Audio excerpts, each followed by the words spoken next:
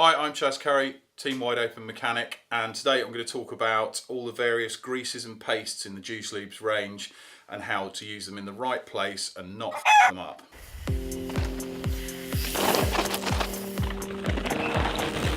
Right, this can be quite a dull subject to talk about, so to liven it up, I'm juggling, which is a shit idea.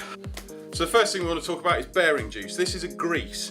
Greases go onto or into things that are constantly moving or you want to take in and out often.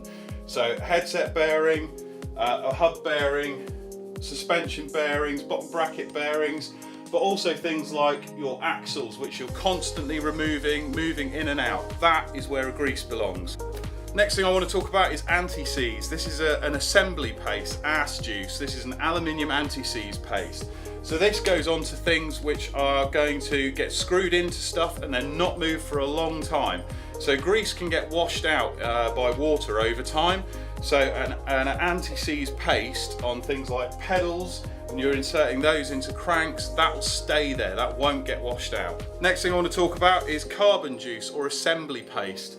This is really useful stuff and not just useful for carbon as well. So when you're setting up things like handlebars, you can spread carbon assembly paste in between the handlebar and the handlebar clamp.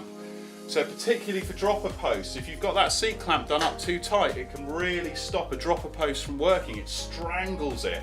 So you want the dropper post or your seat clamp to be just done up to the right sort of torque. You don't want it over torque. So use assembly paste in place of grease, and that will help grip to the seat post so the seat post doesn't move, and yet you don't have to over crank that seat clamp up too tight and strangle that dropper post. So assembly paste, grease, carbon paste. Now you know the difference, don't f it up.